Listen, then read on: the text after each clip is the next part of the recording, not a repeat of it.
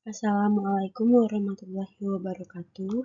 Selamat malam Bapak Rusmanto dan Kakak Asdos, serta teman-teman semuanya. Izin memperkenalkan diri, perkenalkan nama saya Madu Agnia Syahdu dengan NIM 0110225130.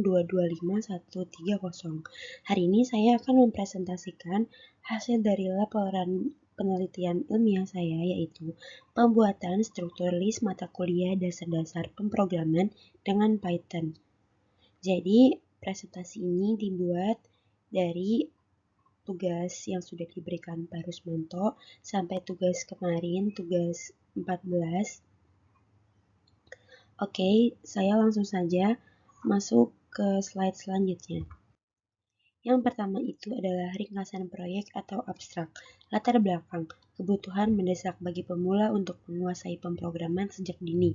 Tujuan, merancang silabus dasar-dasar pemrograman yang sistematis menggunakan bahasa Python. Alasan memilih Python, memiliki sintaksis sederhana, fleksibel, dan dukungan komunitas luas. Metode, studi desain kurikulum dengan pendekatan deskriptif kualitatif. Hasil, kerangka kurikulum teoritis sebagai panduan pendidik. Oke, slide selanjutnya adalah bab 1 pendahuluan. Subbab 1.1 latar belakang. Perkembangan teknologi informasi yang cepat menuntut keterampilan komputer yang terampil. Python adalah salah satu bahasa yang paling digemari karena mudah dimengerti. Dibutuhkan silabus yang terorganisir agar materi tersampaikan secara efektif kepada pemula. Jadi di bab 1 pendahuluan ini ada latar belakang yang dimana menjelaskan tentang latar belakang dari materi yang saya pilih ini. Oke. Next slide yaitu rumusan masalah. Bagaimana merancang struktur list mata kuliah yang sistematis dan efektif untuk pengajaran Python bagi pemula. Jadi pada bab 1 pendahuluan bagian rumusan masalah, di sini ditanyakan bagaimana cara merancang struktur list yang efektif. Dan selanjutnya adalah tujuan, manfaat, dan batasan masalah. Tujuan, mengatur daftar mata kuliah terperinci dengan pendekatan pada ide dasar Python. Manfaatnya itu ada 3. Yang pertama, teoritis, membantu metode pengajaran pemrograman. Yang kedua, praktis, petunjuk bagi lembaga pendidikan dalam menjalankan mata kuliah. Dan yang ketiga itu ada memudahkan pemahaman konsep secara bertahap. Selanjutnya adalah batasan masalah. Yang pertama, fokus pada penataan topik, subtopik, dan estimasi waktu secara teori. Yang kedua, mencakup konsep dasar yaitu variabel, kontrol alur, fungsi, dan tipe data bawaan. Slide selanjutnya adalah bab 2 kajian literatur. Konsep kurikulum. Kurikulum adalah rencana belajar lengkap, tujuan materi, metode, dan penilaian.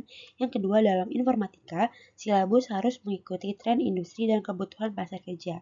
Selanjutnya itu adalah keunggulan Python. Cocok untuk pemula karena aturan penulisan sintaksis yang sederhana dan struktur dengan jelas.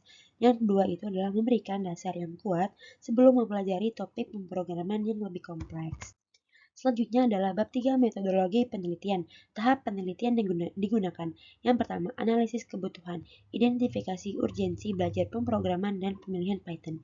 Yang kedua, penetapan lingkup, membatasi pada topik dasar dan kerangka teoritis. Yang ketiga, pengumpulan data melalui studi pustaka dari buku, teks, jurnal, dan sumber online. Yang selanjutnya adalah metode analisis. Analisis konten. Yang pertama itu adalah mempelajari dokumen untuk menemukan topik yang penting. Yang kedua adalah sintesis kurikulum, menata materi yang dianalisis menjadi rencana yang teratur. Jadi pada bab 3 metodologi penelitian lebih dijelaskan untuk bagaimana sih kita membuat penelitiannya itu tahap-tahapannya seperti apa dan juga metode apa yang kita gunakan.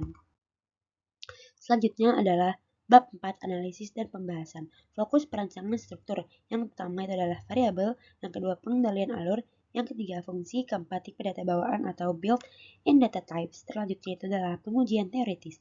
Penelitian ini tidak menggunakan eksperimen lapangan, tapi evaluasi dilakukan melalui validasi oleh ahli meminta pendapat misalnya seperti di bidang kurikulum atau bahasa-bahasa pemrograman atau programmer ya teman-teman. Selanjutnya adalah bab 5 kesimpulan dan saran. Poin 5.1 Kesimpulan. Perancangan daftar mata kuliah dasar-dasar pemrograman Python telah berhasil disusun secara teori. Silabus ini memberikan panduan sistematis bagi pendidik untuk memberikan fondasi yang kuat bagi siswa. Selanjutnya adalah saran. Yang pertama, melakukan validasi lebih lanjut kepada ahli industri. Yang kedua, mengembangkan modul praktik dan bahan ajar yang lebih lengkap. Yang ketiga itu adalah melakukan uji coba lapangan di sekolah untuk mengukur efektivitas secara praktis. Baik, sampai situ dulu presentasi dari saya. Mohon maaf jika masih ada kekurangan dalam materi yang saya sampaikan dan juga materi yang telah tertera, dan maaf jika masih ada kesalahan kata atau kata-kata yang kurang enak didengar. Terima kasih yang sudah menonton dan terima kasih kepada Bapak Rusmanto yang telah memberikan kesempatan. Terima kasih. Wassalamualaikum warahmatullahi wabarakatuh.